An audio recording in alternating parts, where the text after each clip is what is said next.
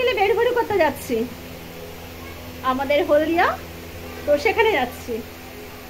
তোমাদেরকেও অবশ্যই সঙ্গে করে নিয়ে যাব। এই যে একটা হার পরেছি, এটা মা না হলে বোন এনে দিয়েছিল, একবারও পরা হয়নি, তো ভাবলাম একটু পরে নিই। আর এই জামাটা তোমরা আগেই দেখেছো, এটা পরে রেডি হয়ে গেছি। পিহু আছে, পিহুর মা আছে, সবাই আছে, মানে আমাদের পরিবারের সবাই মিলে ঘুরতে যাচ্ছি, খুব মজা হবে। ওইখানে নদীধার আছে, তো নদীধারেই ঘুরতে যাব। আগেও অনেকবার গেছি, তো তখন ইউটিউব করতাম না, তো সেই জন্য আর ওগুলোকে ক্যামেরাবন্দি করা হয়নি। তো আজকে যাচ্ছি, অবশ্যই সেগুলো তোমাদের সঙ্গে শেয়ার করে নেবো। তো চলো, এই যে সবাই বেরিয়ে পড়েছি। পিহু, পিহু, আরে পিহু এদিকে, পিহু দেখি।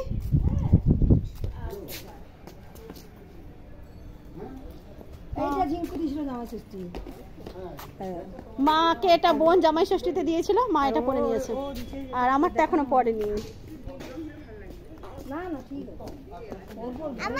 বাবা ওখানে সবার আগে বেরিয়ে চলে যাচ্ছে, আর আমার ছেলে কোথায় দেখতে পাচ্ছি না, ও ওই যে সামনে বসে আছে। আমি এবার বলছি দেখতে পাচ্ছি।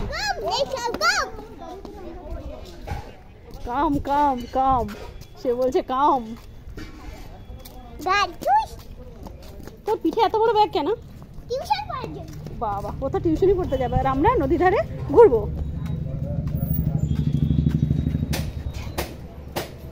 মা,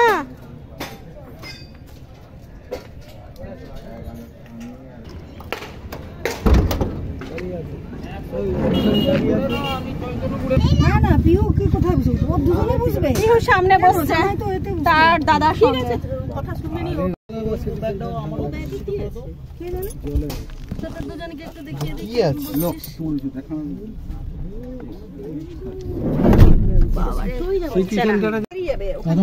কদমতলা থেকে ওই রাস্তাটা ভালো,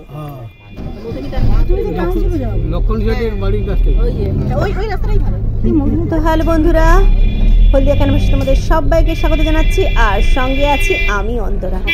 তো দেখতেই পেলে আমরা কোথায় যাচ্ছি, তোমাদেরকে তো আগেই বললাম যে হলদিয়ার যে নদীধারটা সেখানে ঘুরতে যাচ্ছি। আর পিহুর সঙ্গে যাচ্ছে যদিও, কিন্তু ওর টিউশনি আছে, ও সেখানেই চলে যাবে, তো আমাদের সঙ্গে ও নদী পাড়টা ঘুরতে যেতে পারবে না। তো চলো দেখতে থাকো আর সঙ্গে থাকো। আর বাবা একটা মারুতি ভাড়া করেছিল, তো সেটাতে করেই আমরা চলছি। আর এই যে এসে পৌঁছেই গেলাম।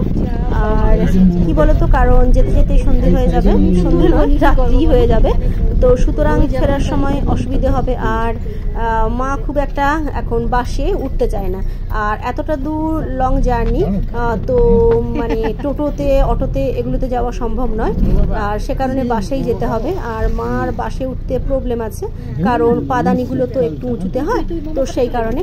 যাই হোক, এই দেখো আমরা এসে গেছি, এবার তোমরা সব দেখতেই পাবে, আর বেশি বর্ণনা করে লাভ নেই, তোমরা বরঞ্চ দেখো, দেখলে বেশ ভালোই লাগবে আর এনজয় করবে। তো দেখো এর সামনেটা মানে খুব সুন্দর, সেটা ওই যে বললাম বর্ণনা করলেও ভালো লাগবে না। সামনে একটা অর্জুন আর রথের একটা মানে স্ট্যাচু আছে, তো আরও অনেক কিছু আছে, তোমরা দেখতে থাকো, দেখলে ভালো লাগবে। আর আমি আর বিশেষ কিছু বলছি না। তো এই দেখো সামনে একদম এখানে বসবার সিট আছে, আরও চারপাশে আরও অনেক কিছুই আছে, তো তোমরা সবটাই দেখতে পাবে, তো দেখতে থাকো।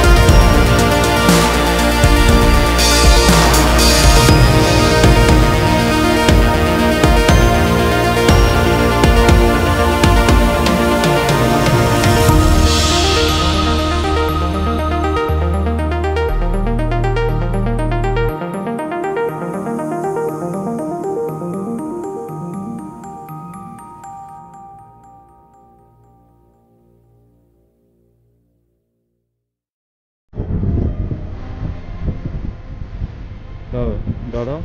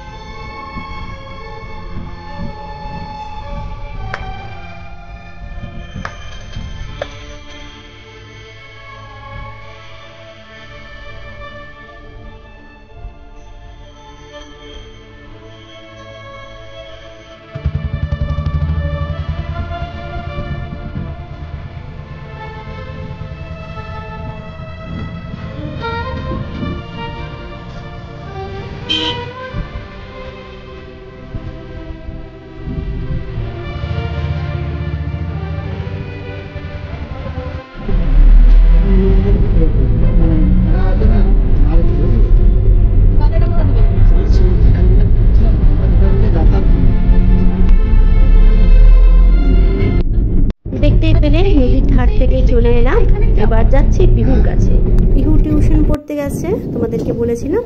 তো এই দেখো সেখান থেকে ওকে নিয়ে নিলাম, এবার গাড়িতে করে সোজা বাড়ি চলে যাব। চল তোদের সামনে।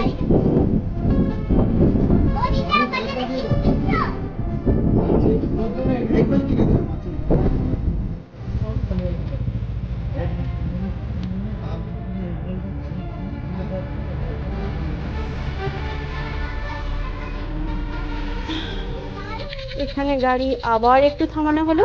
তো একটা মিষ্টি দোকানের সামনে আছে, এই দোকানে খুব সুন্দর মিষ্টি পাওয়া যায়। তো যদিও বা মিষ্টি কেনা হয়নি, এখান থেকে টক দই আর মিষ্টি দই কেনা হয়েছিল।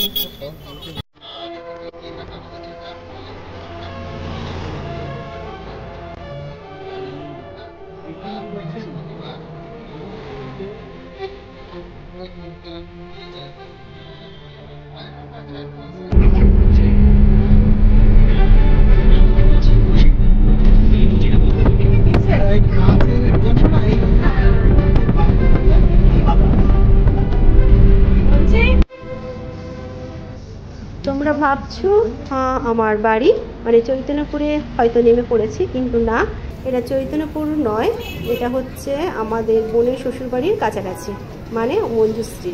তো একদম মঞ্জুশ্রী নয়, ঠিক একটু মাঝামাঝি জায়গায়। আর এখানে একটা ভালো এগরোলের দোকান আছে, তোমাদের আগেও একবার বলেছিলাম। তো সেখান থেকে এই যে এগরোল কিনে এই যে একদম বাড়িতে চলে এসেছি, এসে খেতে শুরু করে দিয়েছি। আর এখানেই ব্লগটা শেষ করে দেবো।